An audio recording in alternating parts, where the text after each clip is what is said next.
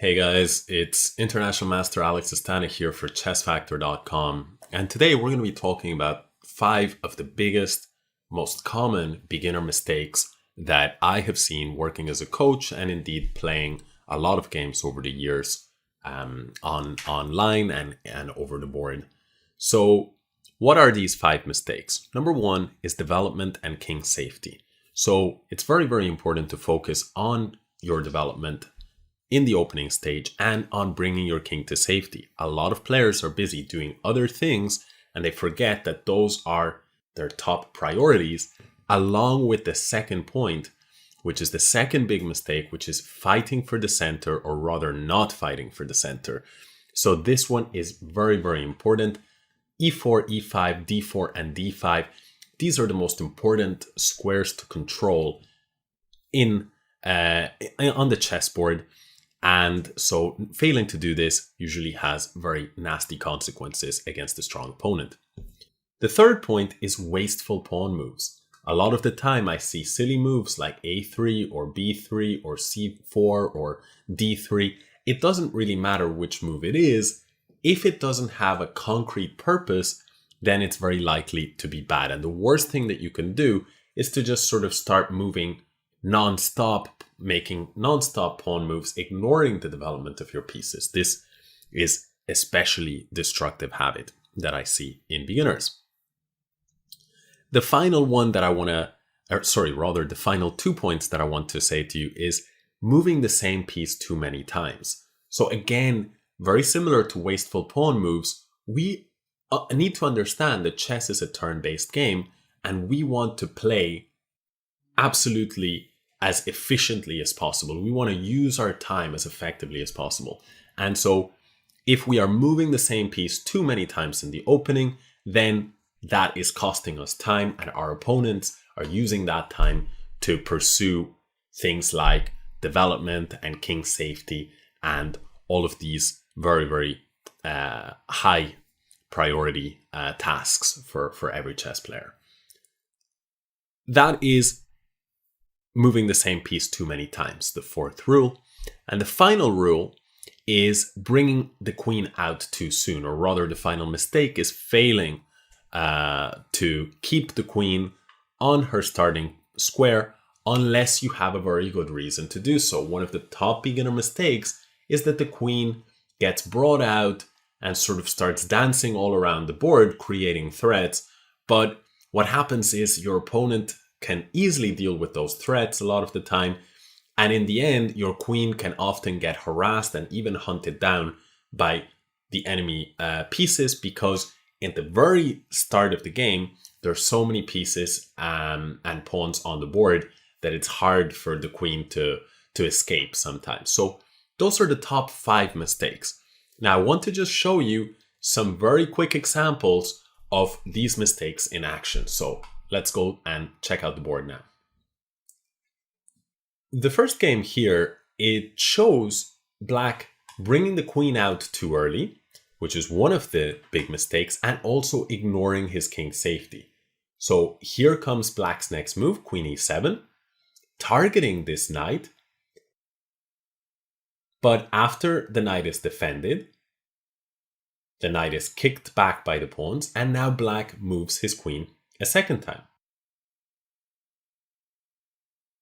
After bishop e2, d5, castle.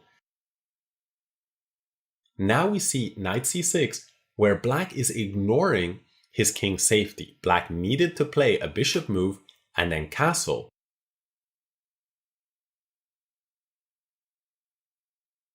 But instead he developed his queen side, and this after rook e1 led to immediate problems for black. Black tried to block, but already after bishop b5, the queen must move. The queen went to g4. We're tracking its trajectory so far. h3.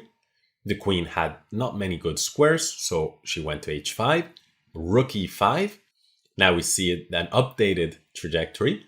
And the problem for black is he's already completely lost, because the only square that the black queen has is g6, but after knight h4, it's game over. The queen literally has no square to run to because white's pieces, they all are coordinating very, very well. Even the queen here defending on c2 against this possibility of queen takes c2. So they're all coordinating very well and the game is completely lost.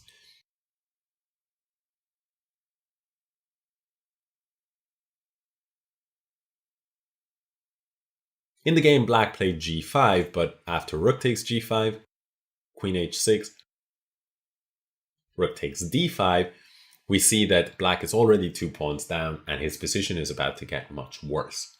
So this is one example of the queen being brought out too early, having to move the same piece too many times, in this case the queen, and also ignoring your king's safety and general development. So 3 rules were violated or guidelines were violated, and as a result, we see black's position getting very, very bad very, very soon.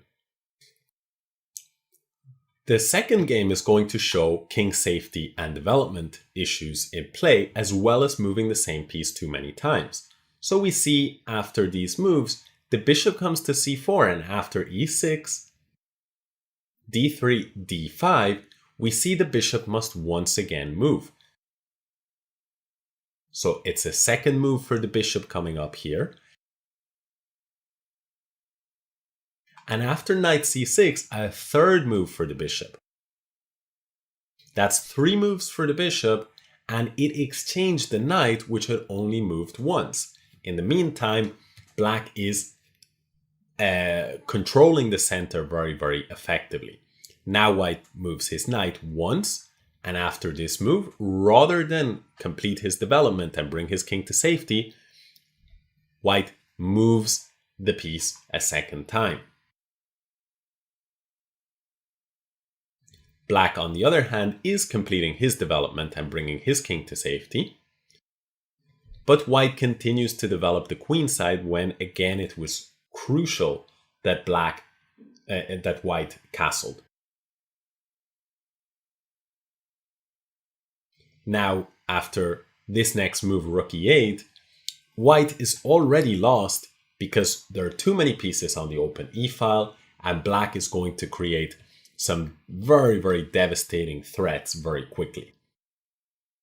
Indeed, white continued oblivious to this and developed the queenside pieces, but after pawn went to d4, the bishop was lost and it was game over. And even if the bishop somehow could move, then it would be a very bad situation anyway, because black would just move his bishop and with that target the queen and the king.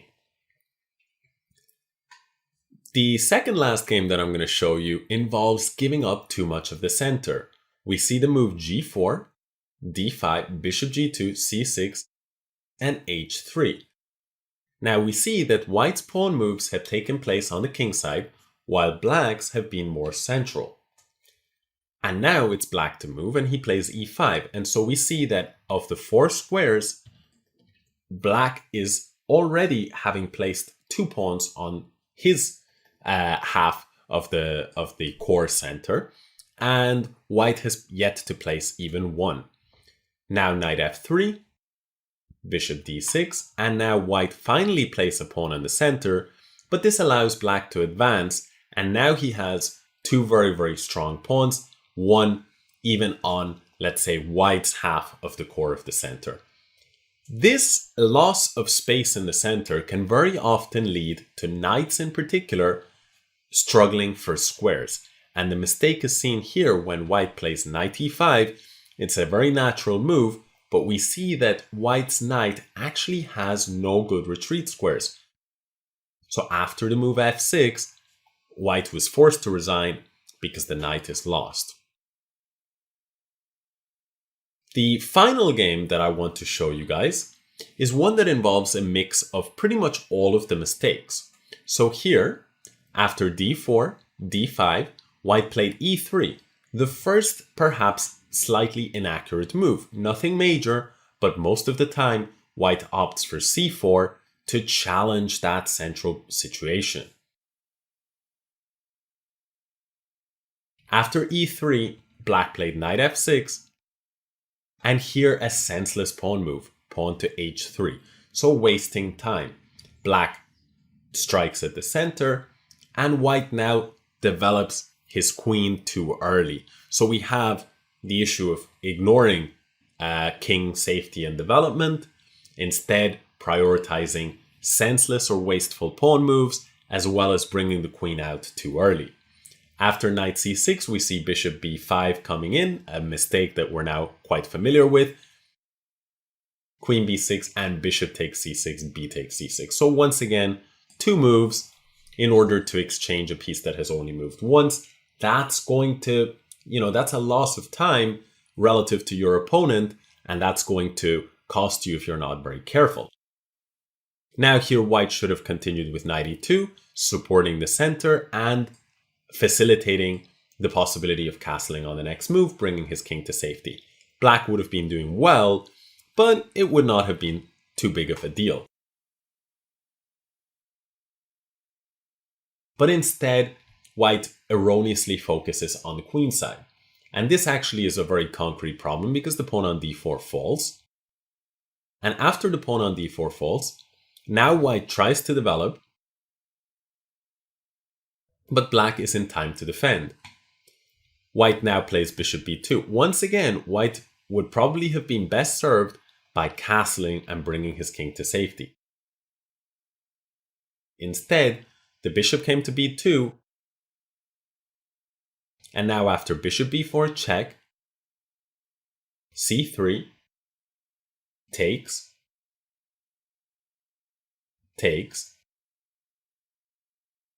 and knight e4, once again, white simply needed to castle kingside. Instead, though, he played bishop takes b4, and after queen takes b4, now he cannot block because all of these moves would lose a knight.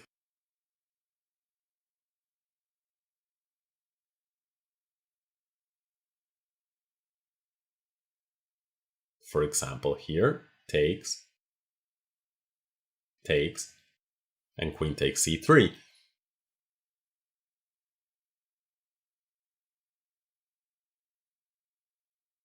So, therefore, after queen takes b4, white is now forced to choose between these moves, and this is, of course, an ugly choice to have to make, but the reason behind it, the fundamental reason why he's in this situation to begin with, is because he didn't castle when he had the chance.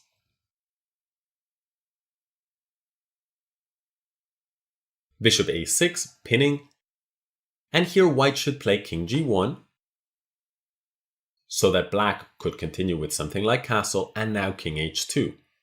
And try to develop the rook and bring the king out like this, so that when the dust settles, let's imagine a position like this, white has castled by hand, castled artificially.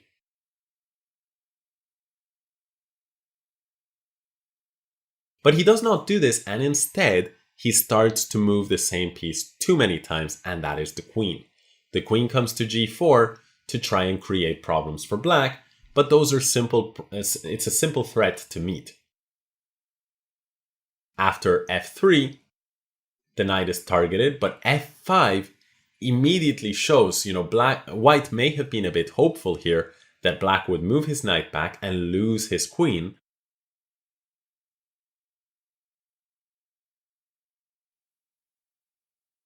But in fact, it's the other way around, because after f5, we see the problem with bringing out your queen too early, that the white queen does not have many escape squares. The g3 square is covered by the knight. The g5 square is also covered by the knight. And so white must choose between h4 or h5. If he chooses h5, then knight g3 check is a clever point. The king must move, because knight takes g3 is not an option, since the bishop is on a6. And once the king moves, knight takes queen is lights out.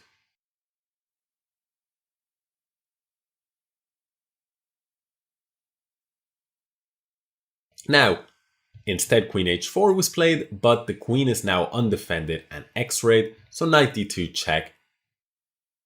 king moves or knight takes knight, and then queen takes h4 is game over. So we see this game I really liked to save for last because it shows a mix of all of the mistakes. There was a lack of attention to development and to taking the king to safety. There was a lack of attention towards fighting for the central squares. There were various wasteful or senseless pawn moves like pawn to h3. There was also a case of moving the same piece too many times. We saw it with the bishop, and we certainly saw it with the queen. And finally, also, the queen moved too many times, partly because the white player made the mistake of bringing the queen out too soon. So that's covered the 5 big mistakes or 5 big, rules or guidelines that you can use. So what I would recommend is think about those, maybe write them down on a piece of paper and have them next to your screen, right? Focus on your development and king safety. Focus on fighting for the center. Focus on avoiding wasteful pawn moves. Only play a pawn move if it serves a strong purpose. Avoid moving the same piece too many times unless it's, again, serving a strong purpose. And finally, be very careful when you're bringing your queen out, because if you bring out your queen too early, she can get hunted and then you have lost the most powerful piece in the game. And with it, probably you will lose the game as well. So that's been it from me. I've been International Master Alex Astaneh with Chessfactor.com. I hope you've enjoyed the video. Give it a like if you have. Please subscribe to the channel if you enjoy this type of content.